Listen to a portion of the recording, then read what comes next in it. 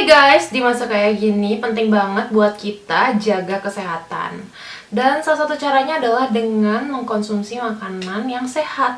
Salah satu makanan yang bikin kita sehat adalah makanan-makanan yang terbuat secara alami. Dan salah satunya adalah madu ini. Jadi madu ini adalah madu dari hutan Baduy asli, dimana dia tuh nggak ditambah bahan-bahan lainnya. Ini nggak ditambah gula, bahan-bahan kimia lainnya. Ini benar-benar pure madu organik dari hutan Baduy dalam. Selain itu, ada pentingnya juga kita pakai garam yang paling murni di dunia, garam yang paling sehat di dunia, yaitu garam Himalaya. Dan juga selain itu kita juga bisa mengkonsumsi chia seed yang mengandung banyak banget nutrisi buat tubuh kita. Ini nih, barang-barang ini tuh bisa ngebantu kita untuk menurunkan berat badan, naikin berat badan. Selain itu, yang terpenting adalah makanan-makanan ini membuat badan kita menjadi lebih sehat. Nah, kalian bisa dapetin makanan-makanan sehat ini di @karinorganik. Jangan lupa untuk cek Instagramnya Karin Organik, oke? Halo semuanya, ketemu lagi sama aku Karina dan selamat datang di channel aku. Mungkin kalian heran, Karina kenapa kamu pakai celemek gini dan kenapa ada kanvas di sini? Ya guys, jadi I'm taking my video to the next level.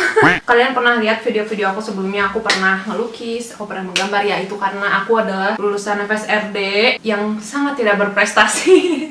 Kalau misalnya kampus aku ngadain awards untuk alumni paling tidak berprestasi, mungkin aku adalah juara pertama. Biar aku bisa cerita sama kalian, tapi sekaligus aku juga bisa mengasah kemampuan aku dalam hal melukis. Kenapa enggak gitu, aku ngelukis sambil aku cerita sama kalian.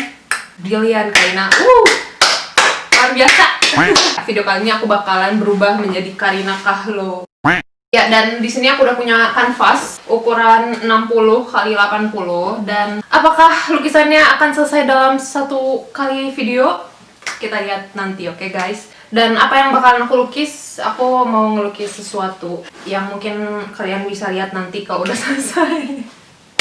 Wow, sangat informatif sekali tadinya.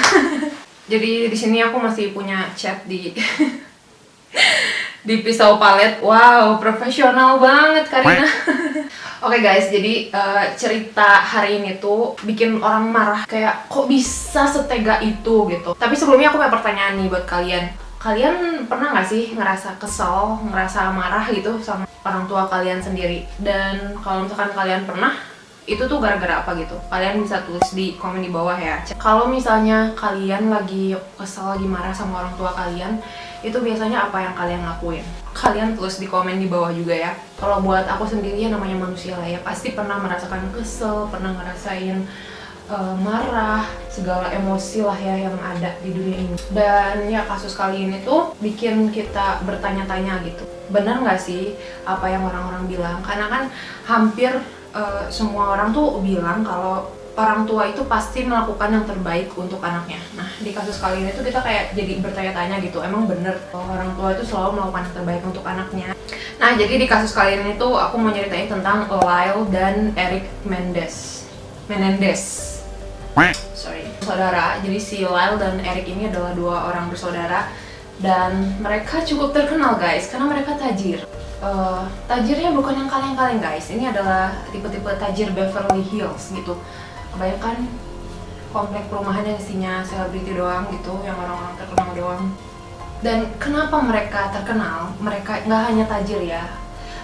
Kedua bersaudara ini, si Lyle dan Eric Menendez ini terkenal karena mereka nembak dan membunuh kedua orang tuanya sendiri, orang tua kandung guys, di rumahnya sendiri. Ini bikin orang-orang marah dong. Ya ampun, berdua durhaka banget, berani-beraninya kan menembak orang tua sendiri. Kira-kira apa sih penyebabnya dua anak ini tuh bisa seberani itu, bisa se-ekstrim itu? Kedua orang tuanya sendiri, apa yang dilakuin sama orang tuanya sampai mereka tuh harus kayak gitu. Nah, katanya sih kenapa si Lyle dan Eric ini tega membunuh kedua orang tuanya sendiri itu adalah karena mereka itu takut sama orang tuanya. Kok sama orang tua sendiri takut? Dulu aku nyeritain tentang kejadian hari H itu, jiwa yang mengerikan itu. Aku mau ceritain dulu background orang tuanya Lyle dan Eric Menendez. Orang tuanya Eric dan Lyle ini namanya Jose Menendez. Pak Jose ini adalah bapaknya gitu. Jose Menendez ini tuh dia waktu umur 16 tahun pindah ke Amerika, dan dia sekolah jurusan akuntansi, terus dia lulus, habis itu dia kerja. Nah, waktu si Jose Menendez ini udah bekerja, dia ketemu sama Kitty Menendez, dimana Kitty ini adalah calon ibu Lyle dan Eric. Dan mereka ketemu, mereka kencan, mereka naksir, sampai akhirnya mereka nikah. Nah, begitu menikah, si Jose Menendez ini semakin tajir guys, karena dia bekerja sebagai seorang eksekutif entertainment gitu lah di dunia hiburan kali ya. Dan Kitty Menendez ini alias ibunya tuh ngerasa kayak, aduh ngapain gua capek-capek kerja sementara laki gua nih udah tajir banget gitu. Jadi akhirnya si Kitty Menendez ini memutuskan untuk berhenti bekerja dan full menjadi ibu rumah tangga. Akhirnya lahirlah nih Lyle dan Eric Menendez. Nah, karena mereka ini tajir guys, jadi tajirnya tuh aku ganti guys, ini palet aku. Dan kalau misalkan kalian nanya, Karin ini kan kayak alas buat motong, iya bener banget guys, ini adalah alas buat motong buat masak guys. Wow, profesional banget Karina. Mereka ini tajirnya tuh sampai Jose Menendez ini tuh membeli rumah di Beverly Hills seharga 10 juta US dollar. Dan ini tuh adalah tahun 1989. Jadi bayangin kalau tahun sekarang tuh harganya berapa guys? Karena mereka ini emang tajir banget. Jadi si Lyle dan Eric ini tuh disekolahkan di sekolah yang terbaik oleh kedua orang tuanya. Ya emang bener kan, orang tua pasti selalu pengen yang terbaik kan. Si Lyle dan Eric ini tuh nggak begitu bagus di bidang akademik gitu. Sementara untuk Eric sendiri, Eric bakatnya itu adalah sebagai pemain tenis. Jadi si Eric ini jagoan banget guys main tenisnya, bahkan sampai lomba kesana kesini, sampai dia tuh masuk ranking terbaik setingkat nasional, pemain tenis terbaik loh. Nah sementara si Lyle sendiri, jadi Lyle itu memang berhasil masuk universitas ya, universitas apa ya aku lupa, pokoknya dia masuk universitas. Dan karena Lyle memang akademisnya juga nggak begitu bagus juga, sampai akhirnya si Lyle ini kepergok menyalin plagiat tugas orang lain, sampai akhirnya si Lyle ini di DO dari kampusnya. Jadi si Lyle ini pengangguran guys gitu karena dia di DO. Nah sementara si Eric itu masih tetap jadi atlet tenis gitu. Ya karena mereka privilege ya, banyak duit gitu, jadi mungkin mereka nggak kerja pun gak masalah karena mereka hidup dari kedua orang tuanya. Ini adalah yang mereka katakan ketika berada di pengadilan. Sebenarnya banyak juga sih orang yang masih memperdebatkan ini, apakah yang mereka omongin itu bener atau enggak sih sebenarnya. Si dua bersaudara ini tuh sempat bilang kalau mereka itu sudah dilecehkan secara seksual oleh ayahnya sendiri, ayah kandungnya sendiri. Sama seperti kasus pelecehan seksual lainnya, nggak banyak orang yang percaya gitu aja gitu sama ini, terutama karena mereka laki-laki. Padahal kalau menurut aku itu tidak memandang gender gitu kan, kayak kasus kemarin Reinhard Sinaga aja kan korbannya laki-laki kan. Ini aku bakal ceritain aja ya apa yang dibilang sama si dua bersaudara ini. Lyle dan Eric itu bilang di pengadilan kalau mereka itu dilecehkan oleh ayahnya sendiri dari semenjak mereka kecil.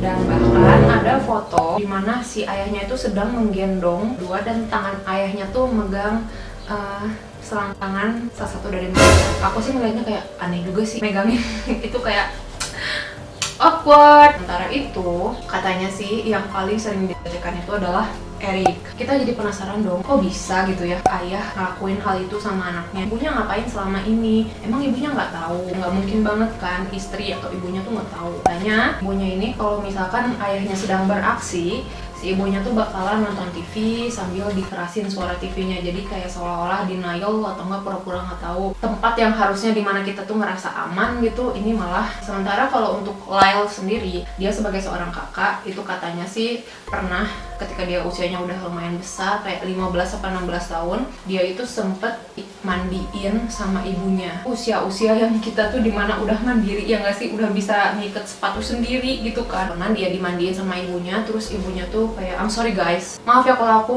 ceritanya agak detail dan agak grafik. Ini aku warning aja, kalau misalkan kalian nggak kuat, kalian close, it's okay. Dan ya lanjut, oke. Tuh mandi itu si Lyle dipegang di daerah sensitifnya, dan juga setelah itu si ibunya tuh sering ngajak Lyle untuk tidur di tempat tidur yang sama, dan Lyle itu bakalan dipegang-pegang di area sensitifnya sama si ibunya sendiri. Dan waktu itu Lyle mikirnya kayak ini kayaknya bentuk kasih sayang seorang ibu sama anaknya. Dia waktu itu nggak cukup paham gitu. Sampai akhirnya ketika mereka sudah cukup dewasa, saat itu Lyle berusia 21 tahun dan Eric berusia 18 tahun. Entah kenapa ada satu momen dimana mereka tuh ngobrolin apa yang terjadi sama mereka waktu kecil. Lyle bilang kayak, ingat gak sih dulu lo pernah diginiin sama ayah gitu. Terus si Eric bilang, sebenarnya sampai sekarang pun ayah tuh masih kayak gitu sama aku. Dan ini bikin Lyle kayak marah banget, kayak lu kok bisa sih mau-mau aja digituin sama ayah sendiri gitu, kok lo diem aja sih gitu kan, apa lo emang menikmati diperlakukan kayak gitu sama ayah. Nah, bikin Lyle marah banget. Dan Lyle sebagai seorang kakak gitu punya insting untuk melindungi adiknya sendiri, kayak this needs to stop gitu, ini harus berhenti. Sampai akhirnya si Lyle tuh berani untuk mengkonfrontasi orang tuanya sendiri. Ayah harus berhenti gitu, ayah nggak boleh kayak gini terus sama Eric, you hurt him gitu. Waktu itu ibunya juga mendengar gitu kalau si Lyle ini mengancam ayahnya, dan si Lyle ini bilang, ayah kalau ayah nggak mau berhenti, aku bakalan nyebarin berita ini ke orang-orang, terutama teman-teman bisnis, biar karir ayah hancur. Ibunya bilang, oh kamu mau kayak gitu? Ya udah Gi, sana coba aja.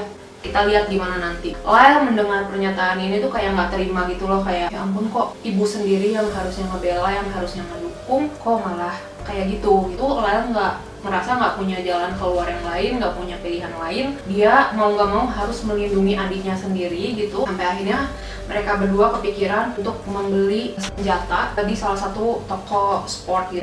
Tanggal 18 Agustus 1989 mereka memutuskan untuk pergi ke toko Big Sport 5 kalau nggak salah, dan di sana mereka membeli sebuah shotgun. Dan mereka nggak langsung mengeksekusi sih, aku nggak tahu apa yang mereka lakuin dari jarak mereka membeli sampai waktu eksekusi. Tapi keesokan harinya setelah mereka membeli, tepatnya tanggal 19 Agustus 1989, mereka pergi sekeluarga naik yacht, memancing, terus terlihat kayak keluarga normal bahagia ya nggak? Sampai akhirnya tanggal 20 Agustus 1989 Lyle dan Eric masuk ke rumah dan mereka ke ruang TV, dimana di ruang TV itu ada ayahnya yang lagi nonton TV, dan mereka menembak ayahnya dari arah belakang, dan ayahnya tuh meninggal saat itu juga. Ibunya mendengar suara tembakan, dia langsung nyamperin dan kaget melihat anaknya. Terus ibunya, Kitty Menendez, ditembak di bagian kaki. Dia tuh refleks langsung balik badan, langsung mau lari, tapi dia tuh kepeleset sama darahnya sendiri. Sampai akhirnya di lantai dia nangis-nangis mohon-mohon, dan akhirnya mereka menembak ibunya sebanyak 10 kali. Tapi orang kalau nembak sekali tuh ya udah gitu kan, selesai. Tapi orang kalau sampai berkali-kali tuh kayak kebayang gak sih semarah apa gitu sampai tega ngeluarin peluru segitu banyak gitu, apalagi nih sama orang keluarga sendiri. Setelah mereka melakukan hal itu, mereka beres-beres, mandi gitu, bersih-bersih badan, ganti baju, terus mereka memutuskan untuk pergi ke bioskop nonton film Batman. Kayak gimana bisa mereka konsen nonton film setelah mereka melakukan hal itu gitu, aku heran sih. Terus setelah mereka pulang dari bioskop, mereka pergi untuk membuang barang bukti senjatanya, entah kemana karena nggak ditemuin juga sih. Terus mereka pulang ke rumah, dan itulah dimana mereka berdua mulai menelpon 911, kayak seolah-olah mereka tuh shock, seolah-olah mereka tuh kaget. Akhirnya polisi pun datang, dan ketika polisi datang memang terlihat kedua bersaudara ini menangis meraung-raung, kayak oh my god, actingnya luar biasa gitu kan. Sampai-sampai polisi aja percaya kalau mereka berdua ini shock dan kaget dan nangis dan sedih gitu. Waktu itu polisi nggak ada curiga sama sekali sama anak-anaknya ini. Polisi pikirin tuh kayak ini sebenarnya target utamanya tuh siapa sih? Sebenarnya target utamanya tuh si ayah, si ibu, atau dua-duanya gitu, dan motifnya tuh apa gitu, kenapa. Dan polisi tuh menyelidiki kira-kira lagi punya masalah sama siapa nih ayahnya, apakah punya masalah sama rekan kerja atau rekan bisnis atau pesaing bisnis gitu. Terus selain itu polisi juga sempat curiga apakah sama mafia, apakah ada kaitannya sama mafia. Nah tapi somehow si polisinya itu nggak nemuin motif apapun gitu, karena kayaknya si ayahnya tuh nggak ada masalah apa-apa. Sementara itu, ini adalah hal yang ceroboh yang dilakukan oleh si dua bersaudara ini ya. Jadi si Lyle dan Eric ini, kalian bisa bayangin nggak sih, orang yang tajir yang punya rumah di Beverly Hills terus meninggal, ya hartanya turun ke siapa ya? Ke anaknya dong, ya nggak sih? Si kedua anaknya ini dapat warisan kan, otomatis Lyle dan Eric menjadi orang yang kaya raya gitu. Yang awalnya mereka cuma anak yang tidak berprestasi, yang nggak punya kerjaan apa-apa. Wow, itu kan kayak aku. Mereka terpanggil. Mereka kan jadi kaya karena mereka dapat warisan dari orang tuanya. Loh, kayak belanja ini itu, beli jam tangan Rolex, beli mobil Porsche. Mereka tuh datang ke pemakaman orang tuanya aja naik limosin. ini mau datang ke pemakaman apa mau datang ke prom gitu, naik limosin ya kan. Si Eric itu ngajakin ngedate sekretaris ayahnya, dan ketika ngedate sama si sekretarisnya ini, Eric tuh sempat bilang kayak kata siapa sepatu ayah nggak cukup di aku, nih buktinya cukup gitu. Dan waktu itu tuh si Eric itu pakai sepatu ayahnya. Terus selain itu si Lyle itu bahkan sampai menyewa bodyguard hanya untuk ngejagain dia belanja guys, shopping. Mereka kerjaannya setelah kejadian itu cuman foya-foya, hedon ke restoran mahal, bahkan mereka sempat liburan bareng ke London, Pulau The Caribbean, mereka sempat beli kondos, terus udah gitu. Dan ini kan bikin polisi tahu dong ya, ada laporan ke polisi. Polisi ini anak-anak dari Jose dan Kitty Menendez sepertinya hidup mewah, dan polisi agak curiga juga gitu kan, apakah mereka pelakunya gitu. Sampai akhirnya polisi memutuskan untuk ya udah deh kita kirimin aja yuk salah satu teman dari mereka, kita wire kira-kira mereka bakalan ngaku atau enggak nih kalau temennya yang nanya. Dan akhirnya si temennya itu datanglah ke si Eric dan Lyle Menendez ini, tapi dia nggak dapat info apapun. Jadi Lyle dan Eric nggak ngomongin apapun soal kejadian itu. Sampai akhirnya jadi Eric itu punya psikolog guys. Jadi si Eric ini tuh memang rajin banget terapi psikologis gitu lah. Jadi si Eric itu ngaku sama psikolog kalau dia itu melakukan hal itu, dia menembak kedua orang tuanya dan itu bikin dia panic attack, dia anxious gitu kan. Psikolognya mendengar hal ini ya otomatis shock dong, itu kejahatan gitu, kriminal. Sementara si psikolognya itu sendiri kan punya kode etik ya untuk tidak menyebarkan rahasia pasiennya sendiri gitu. Tapi selama sesi terapi itu tuh pengakuannya Eric itu direkam. Jadi kan memang kalau psikolog ini tuh setiap ada terapi dengan pasiennya pasti selalu ada rekaman. Di saat yang sama, Eric dan Lyle itu merasa kalau mereka tuh masih aman-aman aja guys. Mereka tuh masih kayak nggak mungkin nih polisi tahu kalau kita pelakunya. Bahkan sampai-sampai mereka tuh sempet-sempetnya membangun bisnis real estate dan juga entertainment. Sampai akhirnya si psikolog yang dicurhatin Eric ini, dia ngerasa beban banget kan. Ya si psikolognya ini cerita sama pacarnya. Jadi psikolognya tuh bilang kayak, kamu tahu nggak sih salah satu pasien aku mengaku kalau dia menembak orang tuanya sendiri. Dan itu bikin si pacarnya psikolog ini tuh kayak shock juga gitu. Dan sampai akhirnya pacar psikolognya ini tuh lapor ke polisi. Nah inilah nih yang menjadi kunci dari tertangkapnya mereka berdua. Laporan itu tuh udah cukup untuk menahan mereka berdua gitu. Sementara itu si Eric dan Lyle itu diinterview di mana-mana gitu. Secara kan orang tuanya terkenal juga gitu di bisnis hiburan. Eric tuh sempat bilang kalau ya aku tuh pengen jadi politikus, aku pengen jadi presiden Amerika. Kalau Lyle itu pengen jadi senator Kuba gitu. Lyle tuh bahkan bilang kayak ayahku tuh hidup di dalam aku gitu. Ayahku tuh kayak seolah memotivasi aku untuk berkarir di Kuba. Gak lama polisi pun menangkap mereka berdua. Jadi waktu itu Eric ditangkap ketika dia pulang dari turnamen tenis di Israel. Sementara Lyle itu ditangkap ketika dia sedang di California. Kita lagi ngomongin orang tajir guys. Jadi apa yang mereka lakukan kalau mereka ditangkap polisi? Bener banget. Jadi mereka menyewa pengacara yang paling bagus saat itu di Los Angeles, pengacara termahal. Secara mereka kan masih punya duit gitu guys. Dan inilah yang membuat persidangan agak sulit karena mereka menyewa pengacara yang bagus banget guys. Akhirnya di persidangan yang pertama, si pengacara ini mengeluarkan pembelaan kalau Eric dan Lyle ini adalah korban pelecehan seksual orang tuanya sendiri. Dan ini bikin orang-orang gak percaya dong, karena kan gak ada bukti gitu. Sementara si pelakunya sendiri kan udah gak ada. Ini pun didukung oleh saksi guys. Jadi saksinya itu adalah sepupunya mereka. Sepupunya ini bilang kalau itu emang benar, kalau dia juga pernah menjadi saksi mata. Selain itu juga ada pembantu rumah tangga keluarga Menendez. Jadi si pembantunya ini bilang kalau bersaksi ya di persidangan kalau memang dia pernah menemukan majalah porno anak-anak. Bahkan aku baru tahu dia ada majalah di ruang kerja ayahnya gitu. Memang kata pembantunya juga banyak orang yang mengaku pernah dilecehkan oleh Tuan Jose Menendez ini. Tapi sayangnya orang-orang korban-korbannya itu nggak ada yang berani melapor karena mereka takut melawan orang yang berkuasa.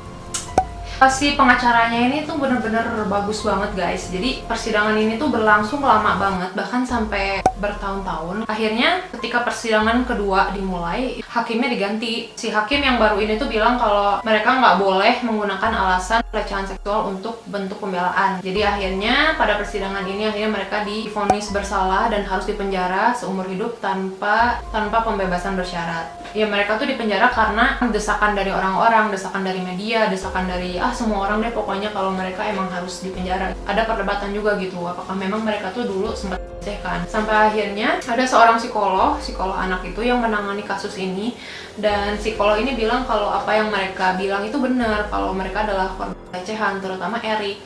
Kalau kata si psikolognya, Erik itu adalah korban pelecehan yang paling parah lagi. Psikolognya itu mengkonfirmasi kalau memang yang dibilang sama si Menendez bersaudara ini memang benar. Dan mereka itu ditempatin di 2 penjara yang berbeda. Jadi mereka tuh nggak ketemu selama 22 tahun.